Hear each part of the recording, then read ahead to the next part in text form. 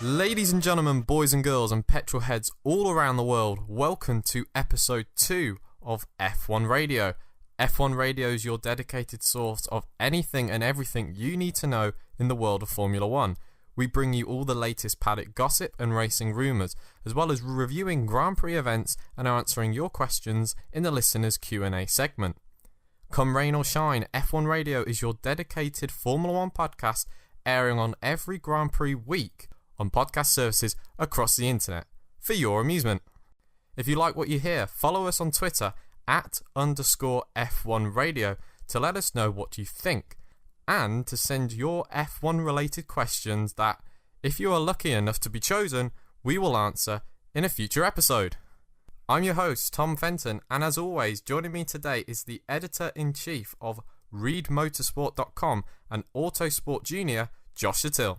Yes, we made it to episode 2. Pretty good to be here. And thank you to the listeners for your great response to the first episode. We didn't really publicise it before, so still pretty impressed really with the response we got, considering we didn't really talk about it too much beforehand. So yeah, thanks for all the support in the first episode, and hoping to continue that into the second one.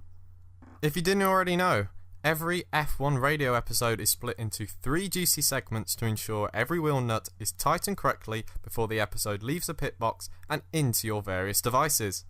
Let's start off with what is and forever will be the Weekly Watch.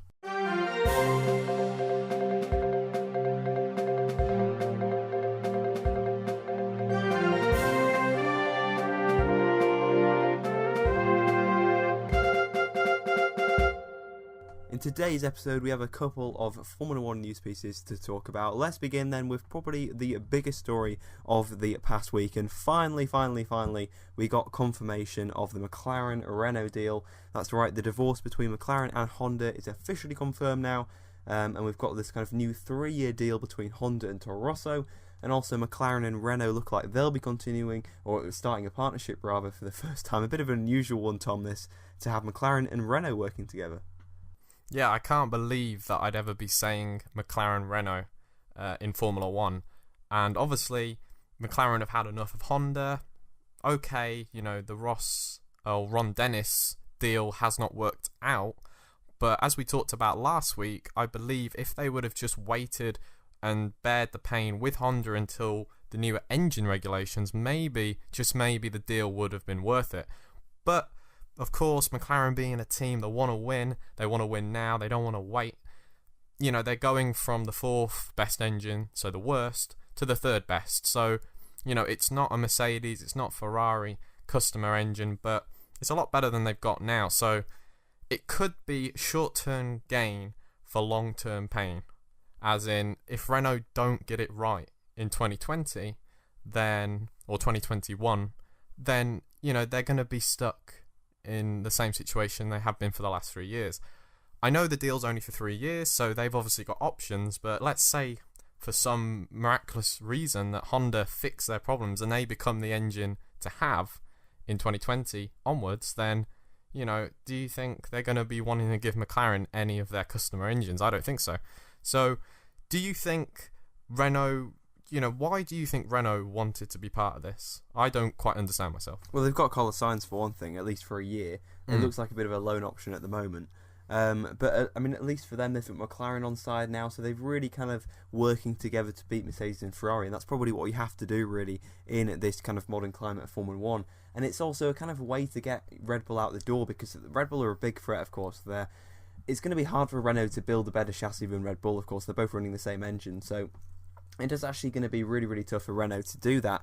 But if they then get rid of Red Bull, and it looks quite likely actually that Red Bull and Renault might be splitting after 2018, Red Bull moving across to Honda then for 2019, and that would be a great move then for Renault, because they probably believe they can beat McLaren in the chassis department, and I think it would be probably pretty close between those two, but I think that factory advantage should give Renault the kind of upper hand in that one. And then McLaren are probably only on a short-term deal anyway, and then they could be kind of hopping across possibly to another manufacturer that might be coming in to Formula 1 in those new engine regulations in 2021, or possibly sooner. A bit of talk that they could be pushed forward to 2020, but we'll have to see on that one.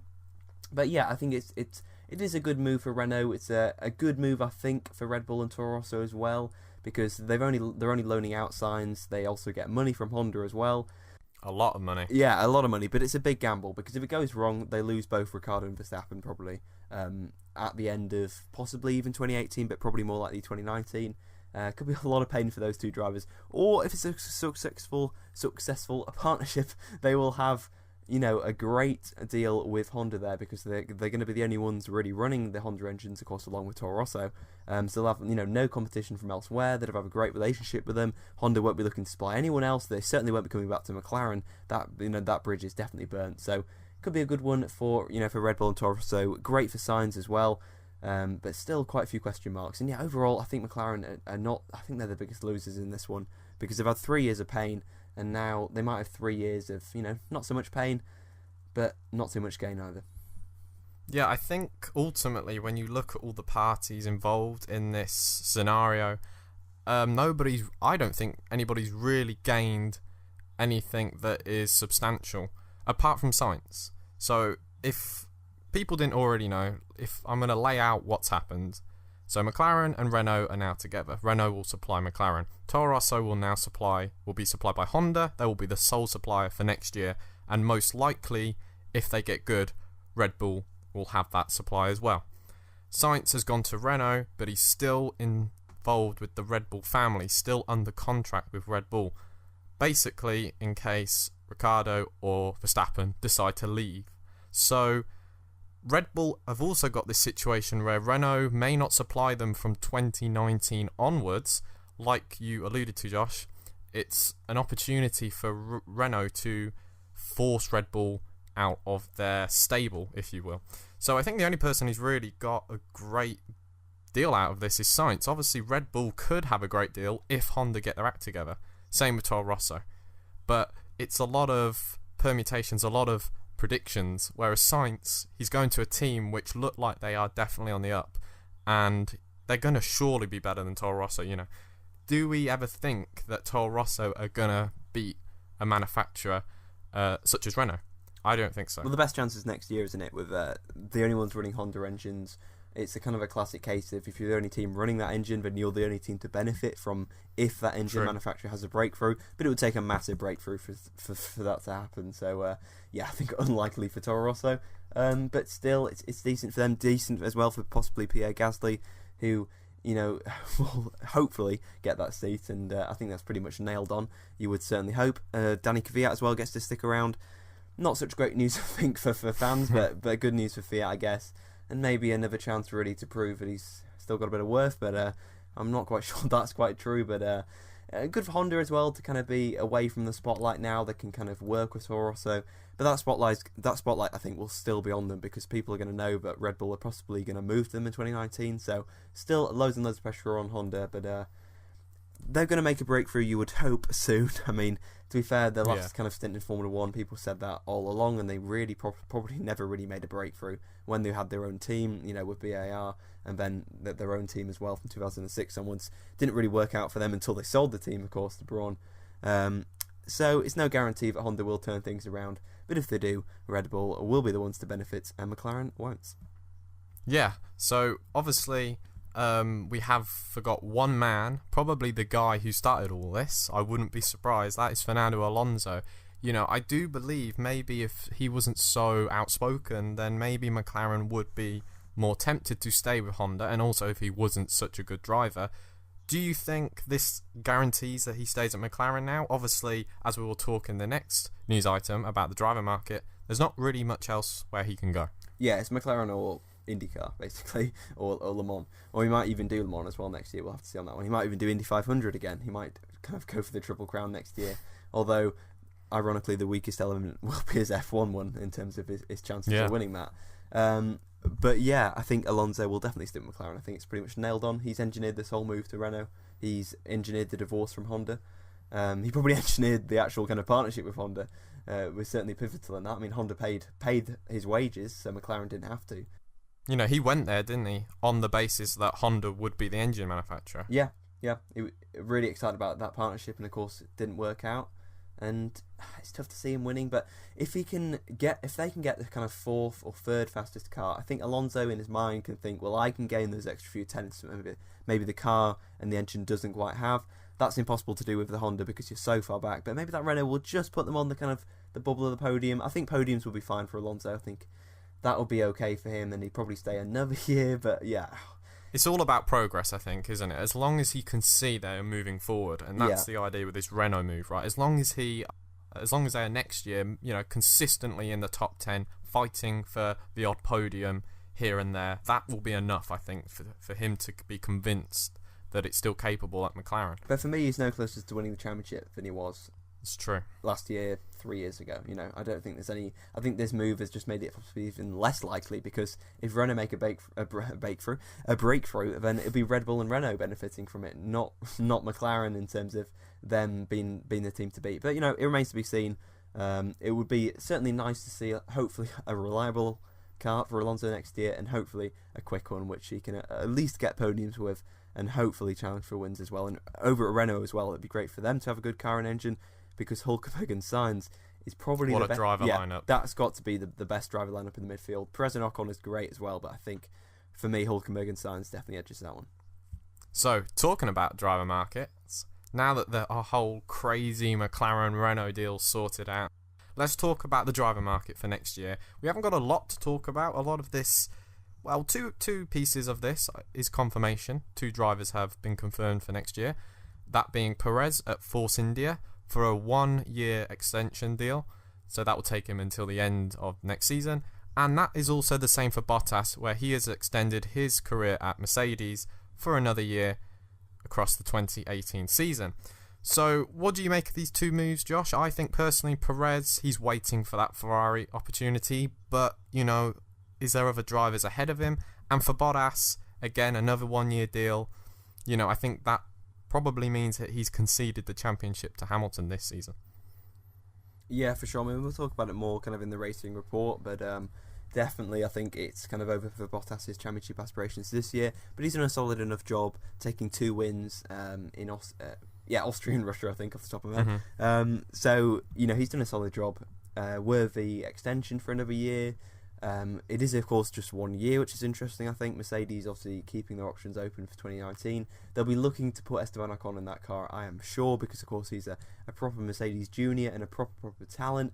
Hamilton won't stick around forever as well, so they're really looking for that next, Lewis Hamilton, Max Verstappen, Daniel Ricciardo, both their contracts are running out. So really, it's Mercedes keeping their options open. Bottas was the best option for 2018, but he's definitely not the best one for 2019 unless he really steps up his game. So another crucial year, I think, next year for Bottas to really see if he can take it up onto that next level, which I don't think he really can. I don't think many people believe he can, but he is doing a solid job with what he's doing at the moment. So yeah, worthy extension for him. Perez, a bit more of a surprise. I thought he might wait a little bit longer. Possible talk about him moving to Williams, which possibly might have been a good bet with Paddy Lowe being there, Stroll's backing, bit of money in that team, but really, it'd probably just be a sideways step. So yeah, Force India probably his best bet for 2018, and that's why he's sticking around with Ocon, already of course on a multi-year deal. So yeah, Perez and Ocon again for Force India. Relationship seems a bit more repaired now, so they've got another strong lineup for another year, which I think they're probably going to still be pulling some surprises, I think, 2018. Even with this resurgent McLaren and Renault, I think Force India are still going to be up there. Yeah, I think obviously what they've done over the last few years has been very stable, very solid, and it looks like this year, I think the first time they're going to be the 4th best team. Well, they're going to finish 4th in the Constructors, so it's the best of the rest, really. And maybe next season, they might get pipped by McLaren or Renault, but it's still a good seat. I can't see that changing until, obviously, the aero or the engine, something significant changes in regulations. But the more interesting speculation and main part of what we wanted to bring up about the driver market is the Williams seat. Arguably the last competitive or worthwhile seat that is open in Formula 1. So obviously Lance Stroll, he's going to be there next year. It's all about the second seat. So will Massa stay? Last year he wanted to retire. We had that amazing moment at Brazil where unfortunately he crashed, but the crowd and the pit lane was just up there, standing ovation for him. Amazing. Or will we find somebody like Kubica in that spare seat, considering Renault have confirmed their driver lineup for next year and it does not feature the pole? So what do you reckon's going to happen at Williams, Josh? Well, my heart says Robert Kubica, of course, come back to Formula 1 with Williams. That would be a great story. alongside, Lance Stroll. Apparently, Stroll Senior, of course, it's Stroll's dad, is going to be paying for a kind of a test with Kubica and Williams to kind of evaluate his chances. Okay. Apparently, it's going to be on a Friday of a Grand Prix weekend, elsewhere, of course, in the world, not actually at that track, to kind of keep media attention away from them. So it'll be like on the Friday of the Malaysian Grand Prix or the Japanese Grand Prix. That's a rumour at the moment, of course, still just a rumour. So yeah, my heart says Kubica. My head, though, does say Pascal Wehrlein. I think it'll be a great choice for them because, I think Wehrlein is heavily underrated by a lot of fans. I think they really, I think he's got quite a lot of bad press over the kind of past couple of years about his attitude. Many people, of course, jump to the Martini, got to be over 25 rule. Yeah, Wehrlein's 23 next year, but... Well, Lance Stroll, he's not even 20, so I don't understand. Well, you say you need one driver. You need one driver. Oh, okay. Yeah, right. one of them, and that's, I think, amplified by Stroll's young age. But really, I feel like the Martini deal is ending anyway, apparently. So I think there could be a bit of leeway there, and to get Wehrlein, I think, would be a great option. That's an exciting lineup. Keeping Massa is the boring, dull option. And I feel like there's an overlap happening because I think at the end of last year, right, Massa was still okay. He was forced out more than anything. I don't think he actually. But he was starting to slow, wasn't he? He was starting to slow compared to Bottas, but then of course at the start of this year he was right up there. That's true. But now the overlap's happening where I think Stroll is kind of starting to exceed Massa, especially in the wet. I mean, Massa's awful. He's not there, in is the he? wet. Yeah. He's miles off Stroll. He's still got the edge in the dry, but that gap is just closing, and the overlap, like I mentioned, is starting to happen where Stroll's starting to get the upper hand. So I think it is time for Massa to call it a day, even before Williams kind of announced that they might be replacing him. I feel like they probably will stay with Massa, but I think Massa should retire on a high, move to Formula E. Which he's already kind of expressed an interest in, pretty much said he's going there when he retires, and I think that's probably the best move for him. And I think he's still got plenty to give, and I think his time and talent is probably better spent in Formula E, where he can probably have a bit more success than trundling round in a Williams, I think, next year, and being a bit shown up by Lance Stroll. Who has, to his credit, done a great job over these last few rounds and put more of a spotlight, I think, on Massa. His seat looked pretty secure at the start of the year, but some good performances from Stroll have put Massa under pressure. So I'd like to see Wehrlein in there, but I'm not sure it's going to happen because of contracts, and I haven't seen too many rumours. So Kubica could be a real possibility, but still question marks. It's a tough one, Tom. Where do you sit on the Williams one? I find it difficult to identify anybody else apart from the drivers we've already mentioned. I mean, obviously there is Paul di Resta, but I mean, I can't see him getting back in Formula 1 in any capacity, such as a race driver. So I can't think of anybody else. I would love to see Kubica. I think what's also quite ironic is that the Williams livery is very similar to the BMW Sauber livery in terms of the colour scheme. Which would be very nice. It would remind me of the good old days when he was winning in... he won once, right, at Canada. Yeah. It would be great to see him in F1 anyway, in general. But, Wehrlein, he's a talent. We discussed last week, is his F1 career really over because, Ocon has taken that primary position to replace one of the Mercedes drivers. So... it's difficult. I think if he went there and he, was really competitive with Stroll, Stroll a lot of people rate as a good driver. He's already proven, he's capable in many scenarios now. So that would be good for him. Sauber, you're never going to get the attention when they're at the back of the grid like that. So it's difficult to see who's going to really take that position. And it's also difficult to see how Wehrlein can convince Williams to accept him, like you mentioned with the Martini deal. So... I think if what you said was true, that Stroll Senior wants to have Kubica test, then I think he will be the man in the car. He can make it happen, yeah, definitely. If that test goes well, then I think he's got a great chance there. It would be an exciting left field chance, I think, especially after Renault have confirmed that Sainz and Hülkenberg. Be nice for Kubica to get a seat elsewhere, and one of it could definitely score points on a regular basis. I think Williams, obviously it looks like they're on a slight downhill curve if you get what I'm saying. Obviously at the start of this era they were second best or third best, and they're probably next season going to be one of the bottom 3-4 teams if they're not already now, right? I think they're in 6th in the championship, something like that. So they're not they're being beaten quite easily now, and qualifying's been awful. But it's a car that's got the Mercedes customer engine in, so it's always going to be good at certain tracks. And obviously Paddy Lowe being there, like you mentioned, that could be really interesting. And I think that might have been why Alonso could have been flirting a bit with Williams. But, it's one of them things where that's all Kubica's really got as a choice if he wants to be back next year. Yeah. So it's, the Sauber's really not where you want to be. Oh, he won't be there, yeah. I mean, even if he... It's not worth it, is it? Yeah. I can't see that one happening. I think Sauber's a kind of another 3-4-way fight. I think Leclerc's nailed on, but for the second seat, you got Giovinazzi, Ericsson, and Verline. Ericsson probably still the favourite, but, still rumours about Giovinazzi. So, we'll see on that one. I think the Sauber one's probably going to be kind of one that drags on for quite a while, but, you never know. Possible rebranding as well there, so that's one to keep an eye on. And with that slightly awkward silence, it's time for Racing Report.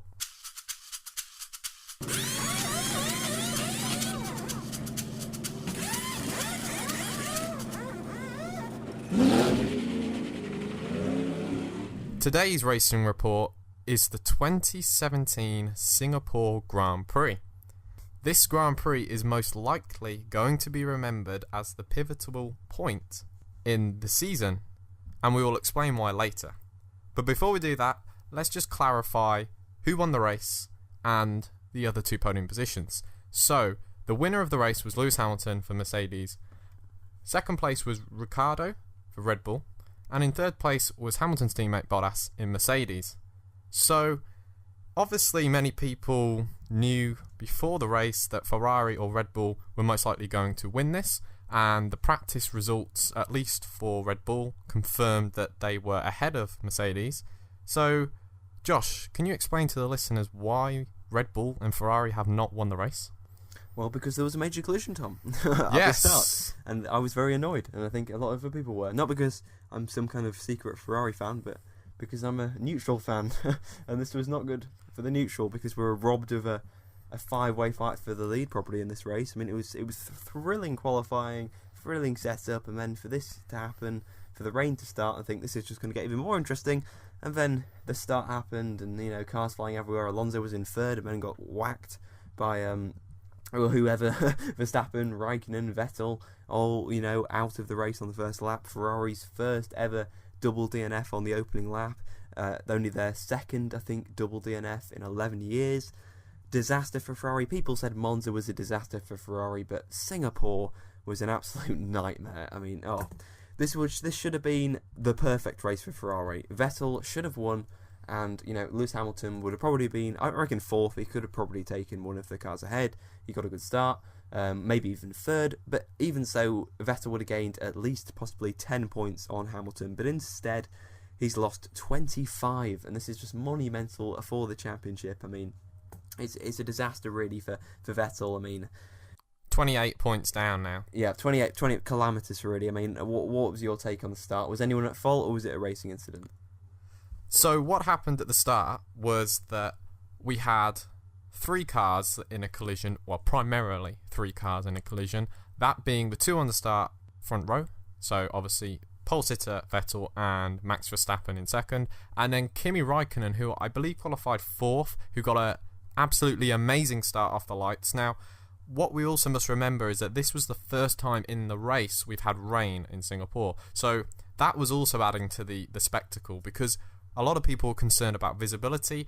Also, when you've never raced on a track in the rain, you don't know how that track surface is going to respond to the moisture. So there was a lot of interesting facts to go on, and I was also concerned about how it's going to look on TV. And it turned out for the few laps we saw in the rain that it doesn't look that great. You can't see too much. But either way, obviously Verstappen and Vettel, as well as Raikkonen, collided. So what happened was the Ferrari squeezed Verstappen. Clear cut. I don't think you can argue any other way. Obviously Ferrari made a very controversial tweet blaming Verstappen, which is, I think you have to expect that was what Ferrari were going to say, but ultimately they know they've made a mistake. I think even Vettel was on the radio apologising for what happened. So, Yeah, I think Vettel probably, like most people have said, Josh, that he squeezed Verstappen too much. He didn't need to do that. I think Verstappen got a slightly better start than him, but it wasn't enough for Verstappen to really get him into turn one. Raikkonen was really the danger man, and I don't think, obviously, Raikkonen would cause Vettel too many problems. He might overtake him and let him back through at the end of the first lap, something like that. But ultimately, Ferrari have cost themselves probably the championship, definitely for constructors. We'll talk about this later. But obviously, Vettel almost 30 points down, Josh. What the hell were they thinking? 102 points as well, Ferrari down on Mercedes in the constructors, so that one could be wrapped up by kind of Mexico time. But yeah, not great for Ferrari. My take on it is, Verstappen clearly was the innocent party for sure.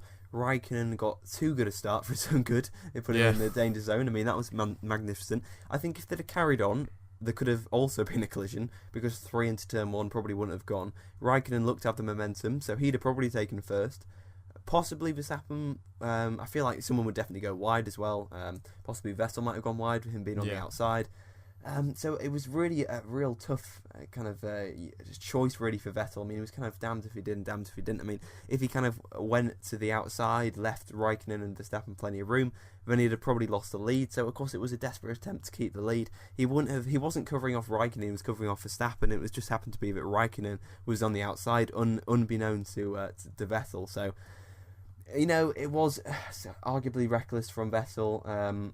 I don't think it was one where he'd have, it warranted a penalty, but it was one where I think Vettel will be kicking himself, because ultimately I think he does have to take a portion of the blame. Verstappen definitely doesn't.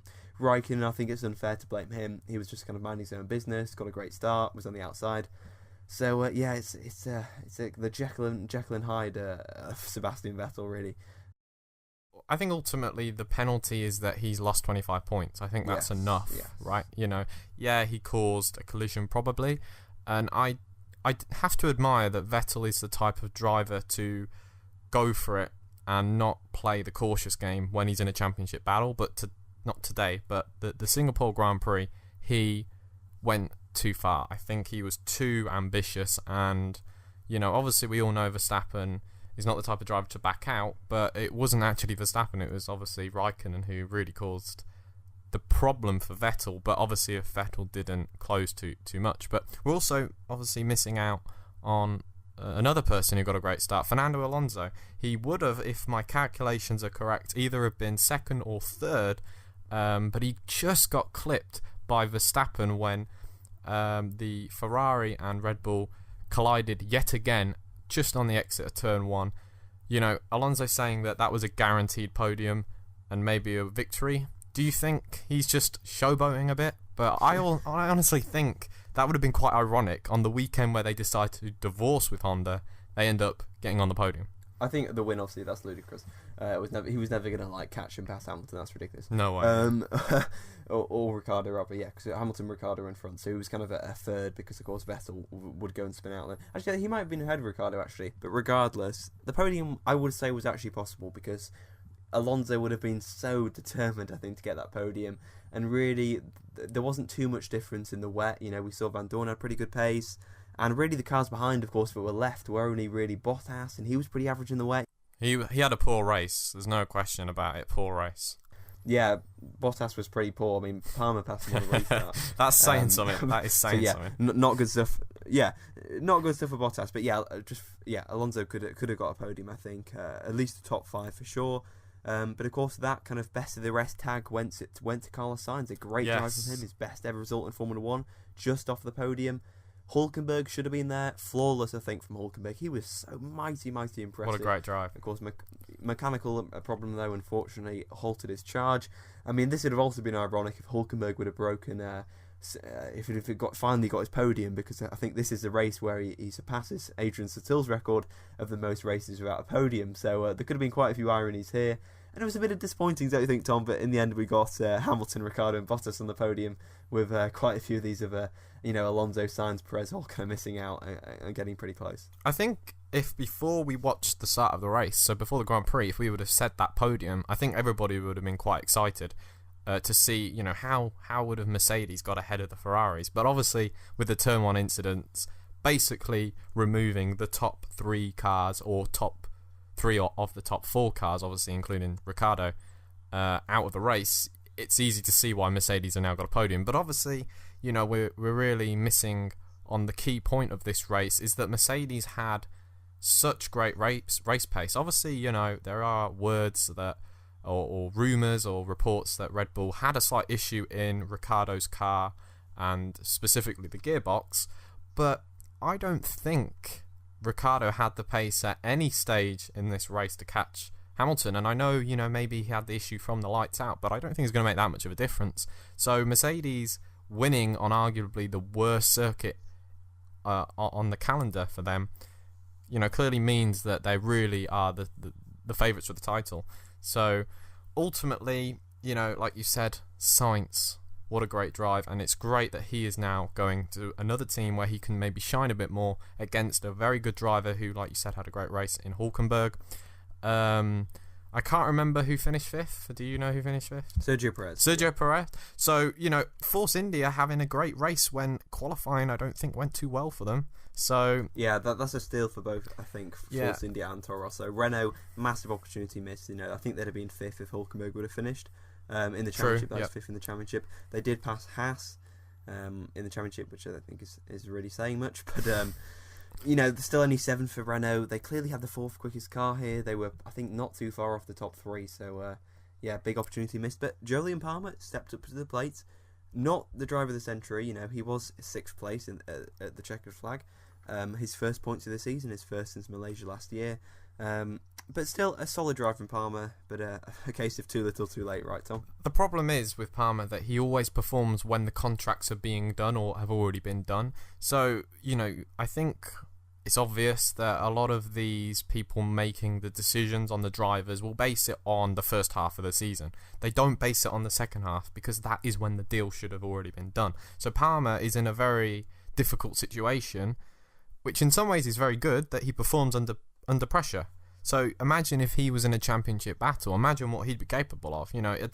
Maybe it wouldn't faze him at all. Maybe he's a great driver, but ultimately, when the pressure isn't on, he's not there. Obviously, I don't think Palmer is capable of winning a championship, but maybe that's all he needs. Championship. Yeah, but I mean, how many times was he in that season? Right, it was like 4th year, but oh well. I mean, if you haven't won it in the first 2, I would say. Then it was like Crofty, who was like, Palmer and Van Dorn, and Palmer beat Van Dorn in Jiffy 2, but of course Palmer was in his 4th year and Van Dorn in his rookie season. Exactly. Yeah. So carry on. But side note. Yeah, additional information there. Yes. This was a race which was, good for the back teams, or the teams further down the grid, to pick up the points where others have made mistakes. Obviously, the first lap you had 4 of arguably some of the best drivers on the grid, and drivers who were going to score points if the race was normal, in obviously Alonso, Verstappen, Vettel and Raikkonen. So there was points to be made up. Williams, getting 8th place with Stroll, great. But yeah, I think ultimately the stars of the show were Sainz, Hamilton, and in some ways Ricciardo, because he couldn't challenge Hamilton. Yeah, for me, I think Hülkenberg. Yeah, obviously Hülkenberg, I forgot to mention that, yeah. Yeah, of course, easy to forget, of course, with his problems, and the history books will show that this, wasn't... This was a poor race. Yeah, exactly, which is such a shame, really, for Hülkenberg, and a microism, I think, of his Formula 1 career so far. All these deals been done as well, and him being left out. But he is at Renault. Renault showing good progress this weekend. Good confidence boost, I guess, for him to confidently go into next season, and hopefully Renault up there with the top 3. I think, just kind of a side note again, what do you kind of think of Renault's development since they joined Formula 1 as a manufacturer again last year? So they joined last year, so obviously last season they were 9th, I think. Yeah, they were really poor, right? They were terrible. They were sort of like what McLaren have been this year, maybe scoring a point here and there, but they're really, 9th. And they've really made a lot of progress, I think, not just through the winter, but throughout the season. Like, I didn't personally see Renault being the 4th quickest team at the beginning of the season, at all. I didn't know where they really were. I thought maybe, they were fighting with Haas, but I think as we've gone through the season, they've made a lot of upgrades, and it's clear that they are the 4th best team across a variety of circuits. Obviously, places like Monza, maybe not, but I think they were actually, weren't they? Hülkenberg, I think, was he 6th? Or yeah, was Spa. it Spa? They were quick in Spa, yeah. They were good in Spa, but not so much in Monza. But of course, like you said, to kind of be expected off weekend as well for them. So a bit of an anomaly. Yeah, so across, a good variety of circuits, which is how you should judge how good a car is, I think. They are the fourth best. So they've got a great foundation for next season. And I think, obviously, next year with Sainz, that's going to be, obviously we've already said this is a fantastic partnership, and maybe Sainz and Hulkenberg will push each other even further, and who knows, maybe at the end of that year they could both, be leaving, Sainz to Red Bull if one of the others decides to leave, and Hulkenberg maybe to Ferrari, who knows. I think that's a long stretch, Josh. I'm not saying this is what's happening. Yeah, I think Hulkenberg is a Renault man. I think so. I think he'll be happy there because I think they've made a great progress in these 2 years to go from 9th to what should be 4th, but they're not going to get 4th in the constructors. But 5th is definitely still attainable. They're only 17 points adrift to Williams. 6 rounds to go. Let's see if they can do it. If Palmer can carry on, they could definitely do it. In 7th place was Stoffel Van Dorn. Great drive from him. He's definitely getting a lot closer to Alonso. Stroll, as you mentioned, was 8th. Again, getting a lot closer to Massa. Massa was pretty poor. He was 11th. Grosjean was 9th. 10th was Esteban Ocon. Bit of an off weekend for him. But they've been few and far between this year, so I don't think anyone's going to be worried about that. I'm sure he'll be right back on it in Malaysia. And 12th was Pascal Wehrlein, and of course everybody else retired. Danny Fiat crashed. Ericsson crashed. Magnussen had a failure. He was first man on ultra softs, pretty close with Grosjean. So I don't think there's too much else to say about that this race. I mean, a good race, I think, Tom. Loads to talk about, but I was a little bit disappointed with that start crash, of course, which kind of, as I mentioned, my very first point, kind of robbed us of a 5-way fight. Yeah, as a neutral, even if the race was dry, let alone it being wet, we wanted to see Ferrari versus Red Bull. We wanted to see, could Mercedes respond? And just imagine if Ferrari and Red Bull were still in the race, because it looks like Mercedes had something up their sleeve. And obviously with the changeable conditions, people crashing, I think we had 3 safety cars throughout the race. The rain, who knows what would have happened. So as a neutral fan, and we were robbed, and I think this happens a lot in F1. We always conjure up these ideas and we say, oh, this is going to be it, and somehow something disappoints us, and yes, and we're released expecting it, like Baku.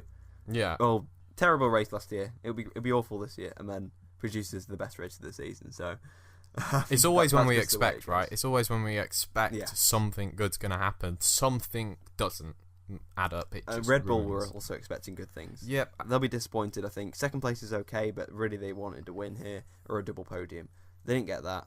That was probably their last chance, right? Wasn't it, to win for the rest of the season? Exactly. Or to even to challenge Mercedes and Ferrari. They might get lucky elsewhere. They still got podium potential, obviously, but to win, this was the best chance they've had in a very long time, and I don't see them winning again this season. So I have to agree with you. So I think the only point left to mention, Josh, is, what did you think about the rain? I briefly mentioned about the visibility. How do you think it looked on TV? What about the tyres? And obviously it took a long time to dry up. Yeah, first ever F1 night race in the wet, which was a pretty cool spectacle. Singapore, always a good spectacle. The rain definitely made it entertaining, of course. Maybe caused a start because certain drivers got better traction off the line than others, possibly due to the wet. But that start crash could have easily happened in the dry. It was good because it kind of left me on edge all the time. We had Fiat going in the barriers, Ericsson going in the barriers. So it was good to kind of keep it on edge. Drivers really, really pushing. Nice overtakes as well. Palmer and Bottas on the restart. Palmer then again kind of defending from Van Dorn. A couple of good moves as well elsewhere in the field. So, it was good overall. Some nice wet conditions. Tyres coped. It was just the right amount of rain, I think. And the transition period was also pretty interesting to see when drivers kind of pitted onto the tyres. The fight for fourth kind of changed around quite a lot. But really, Hamilton and Ricciardo remained pretty static. Ricciardo just didn't have an answer. Hamilton, flawless on the safety car restart. So, overall, a steal for Mercedes and Hamilton, and a missed opportunity for Red Bull and Ferrari. I completely agree. Now, we usually will have a preview for the next Grand Prix, but if you stay tuned, we have a question related just to that and the championship battle. So, Josh, we're almost at the checker flag of this episode, but before we cross the line, what is it time for? Thomas, it is time for the final segment of the show where we answer a question submitted by you, the listeners of the F1 radio community. It's time for the questionable queries. What the hell is happening in the exit on 12? I have no mover if I don't push the K1. Do we really think that the tires will last at the end of the race? Because it doesn't feel like it. Do you really want that I keep going? Because it's just obsolete. So, Josh, what's today's topic of conversation and who asks? Well, Anonymous have messaged in the private hacker group, and they've said after the Ferrari horror show at the Singapore Grand Prix, is the championship now over? So yeah, we don't actually know who sent this in, but basically the kind of overall message of this question is it over for Ferrari and maybe also for Vettel in both the Drivers' and Constructors' Championship? 6 rounds remaining, 28 points the gap, 102 points in the Constructors. Tom, has Hamilton and Mercedes got one hand on the crown?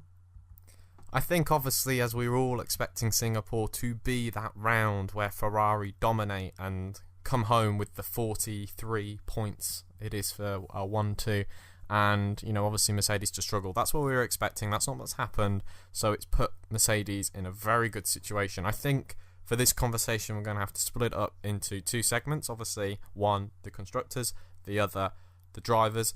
One of them being the constructors, I think, is a very short conversation because I don't know about you, Josh, but I thought the constructors was already over prior to this Grand Prix, and now being over 100 points clear, unless Mercedes have maybe 2 races where both of them don't score, then I think it doesn't matter what happens to Ferrari. Yeah, on schedule for a Mexico victory, and that could possibly even be Cota if they continue to beat and outscore Ferrari by a considerable margin, which of course they did this weekend. A big margin pulled on Ferrari. Hamilton pulling a big margin on Vettel. It's not over. Hamilton has a failure. Vettel wins. The gap. He's back in the game. Back in the game, 3 points then. But for me, Mercedes do seem to have the upper hand. You mentioned their race pace was really, really strong, frighteningly strong. Really strong in Monza as well. So undoubtedly Ferrari will win again before the season's out. But Hamilton's 3 victories on a trot, especially in kind of Ferrari's home turf in Monza, and most importantly in Singapore, has put them in prime position where I think only unreliability will stop Hamilton from winning the championship. Yeah, I think obviously, maybe there is still one more sting in the tail in this championship. Obviously, maybe the Hamilton fans who listen to this show might not like to be reminded, but in the Malaysian Grand Prix last year, Hamilton did have an engine failure that either way cost him a shot at the championship at the very least. Arguably, some people will say that is what cost him the championship. Doesn't matter, but what I'm trying to say is that ultimately, there is a possibility that if Hamilton does have a failure or fails to score, Vettel's going to be there, because if you look at the result throughout the season, whenever Hamilton has won, it's usually been Vettel in second place. And, if that's what happens in one of the 6 remaining Grand Prix, then, he's back in the game. If it happened next weekend, then he'd obviously be 3 points behind, and we're back to where we were at Singapore. But as we both mentioned, Singapore is probably Ferrari's best chance of winning a race this year in total, let alone in the remaining Grand Prix. So now they're going to circuits that they're not as strong at. They're still, capable. They're still very capable. And if they can bring upgrades, and if, maybe Mercedes have issues or come together, then we'll see. But I do believe that Hamilton has now got a very good and a very strong hand on the championship in total. If we go through the last Grand Prix, Josh, I think we should both have an opinion on who's going to be stronger at these Grand Prix. Obviously, there is a possibility that either of these teams could bring in an upgrade that's a miracle, and that's it. They win all the rest of the races. But if we start off at Malaysia, I think this is more of a Mercedes circuit.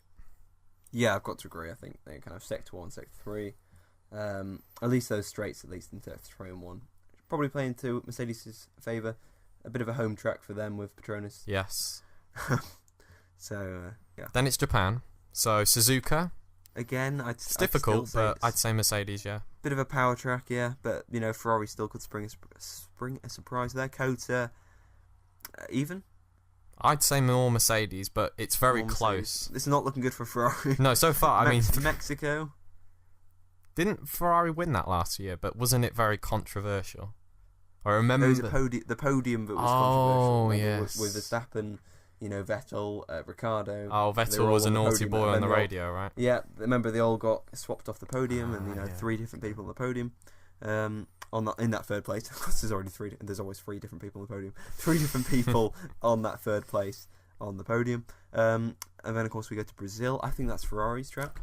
Brazil is always, from my memory in F1, that's when Ferrari have been quite strong, yeah. And then, obviously, the finale being Abu Dhabi, which may be more of a Ferrari circuit, but... I go Mercedes, but I've seen people go either way, so I think that one remains to be seen. I think as long as we get to that circuit and they're within 10 points of each other, then that's great. But it's very difficult to see that happening. Obviously, even if Vettel wins the next 3 Grand Prix and we get to Mexico, he's still going to be 7 points behind Hamilton. And, that's assuming he wins the next 3 Grand Prix, which is very unlikely, even for the best car to do that in a season, right? Yeah, exactly. It's going to be pretty tough for Ferrari and for Vettel, but they're going to give it the best shot, and we'll see how it is. But as we mentioned last week and last episodes, it was definitely a 2-horse race now. Bottas definitely out of it. Another average weekend. He needs to step up his game, get some points between him and possibly he's not too far off Vettel, so I guess he could theoretically get second in the championship, but I think that's highly unlikely. But he can try and get ahead of Vettel and ahead of Raikkonen to kind of seal off that Constructors' Championship.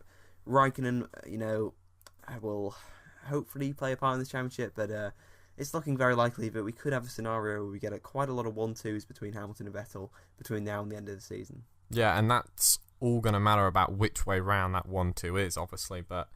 Yeah, to answer your question, Anonymous, whoever you may be, at least from my point of view, and I think this is the same for Josh, he will confirm or deny this, that the Constructors' Championship, in our opinion, is over, and the Drivers' Championship is still open, but Hamilton is very much the favourite now. He's got one hand on the trophy. He just needs to bring it home and, he should be champion.